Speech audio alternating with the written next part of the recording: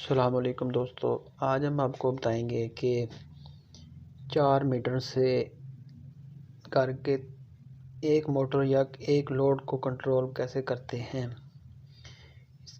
यानी कि किसी घर में अगर आप 4 मीटर लगाते हैं ना, जैसे बिजली का लोड ज़्यादा हो जाता है तो यूनिट का रेट ज़्यादा बढ़ जाता है, तो उसके लिए चेंज ओवर लगाने पड़ते हैं।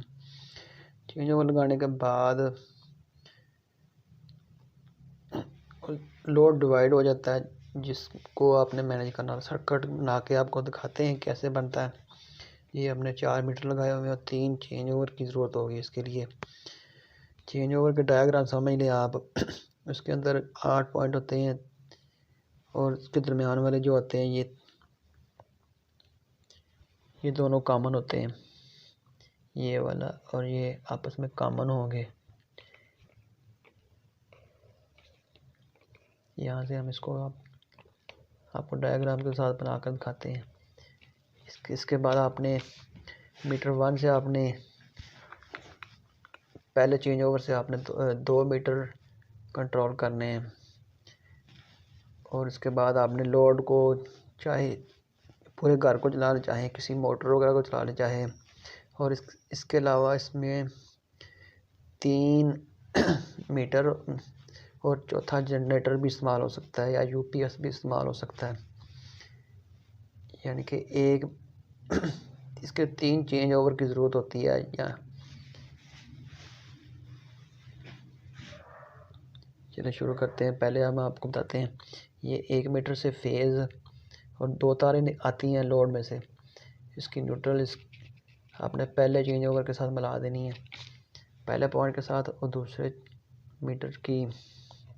पहले मीटर की आपने फेज़ पहले चेंज ओवर के साथ मिला दिया। अब ये इसका पॉइंट कवर हो गया।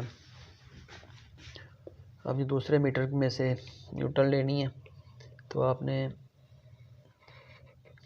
चेंज ओवर के नीचे वाले पॉइंट के साथ इसके साथ ये कॉमन कर दिया, इसके साथ जोड़ दिया। अब ये फेज़ आपने लिया, फेज़ आपने पहले वाले चेंज ओवर के साथ आपने इसको ये पॉइंट मिला दिया, ये मिल गया। अब ये पहला चेंज ओवर कंप्लीट हो गया। उसके बाद आते हैं दूसरे चेंज ओवर की तरफ।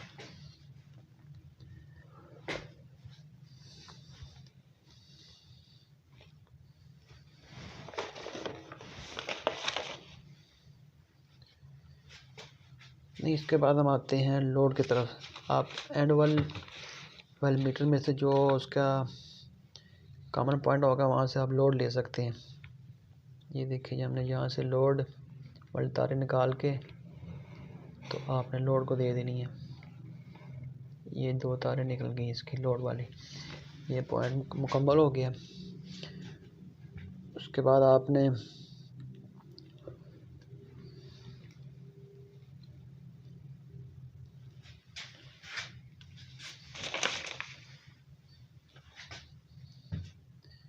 तीसरा मीटर लेना। तीसरे मीटर की तारें, जो 2 तारें निकलती हैं, उसके साथ पहले आपने ये वाली तार मिला देनी है न्यूट्रल के साथ, और ये इसका फेज़ इस तरफ वाला, ये फेज़ आपने यहाँ से मिला दिया इसको। ये वाला पॉइंट इसका मुकम्मल हो गया। अब यहाँ से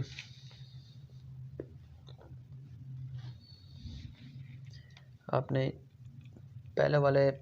पहले वाले चेंज ओवर से आपने जो दरमियान वाले कॉमन पॉइंट होंगे वहाँ से आपने तारें निकालनी है और दूसरे वाले चेंज ओवर के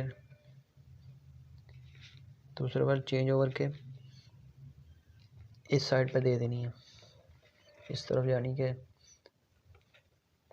जैसा कि आपने पहले चेंज ओवर के दूसरे मीटर तार लगे, आपने इसी आउटपुट लगा के तो पहले तीसरे वाले की आउटपुट पे लगा देनी है। अब ये तारें, ये आपस में इस तार को निकाला और ये चली गई, ये वाली तार आपस में मिल जाएगी। ये दोनों का सर्किट मुकम्मल हो गया। तो अब आपने दूसरे वाले चेंज ओवर की तार जो ना आउटपुट वो निकाली और इसको ये तीसरे वाले चेंज ओवर के साथ आपने मिला दिया, आउटपुट के साथ ये फेज मिल गया और ये वाली तार आपने निकाली।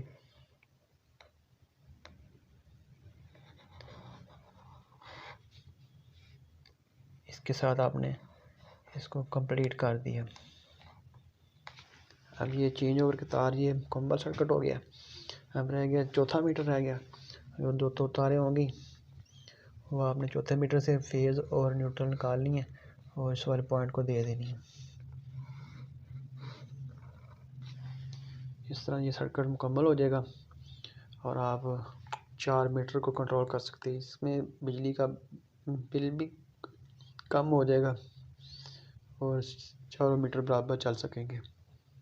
ये बात याद रखिएगा कि चेंज ओवर का जो दरमियान वाले पॉइंट होते हैं ना, ये आपस में कॉमन होते हैं। ये वाला पॉइंट और ये वाला पॉइंट आपस में कॉमन होंगे और दूसरे चेंज ओवर के ये वाला पॉइंट और ये वाला पॉइंट आपस में कॉमन होंगे। नहीं होते तो आपने करने पड़े, खुद कर लीजिएगा। तो जब नया चेंज ओवर लेते हैं तो उसके कॉमन ही होते हैं अक्सर।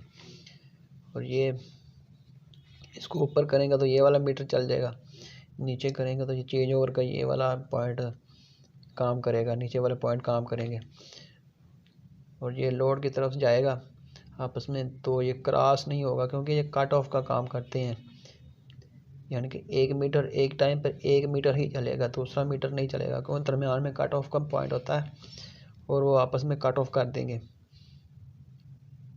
शुक्रिया। हमारे चैनल को सब्सक्राइब कर लीजिए और बेल आइकॉन को दबा दीजिए।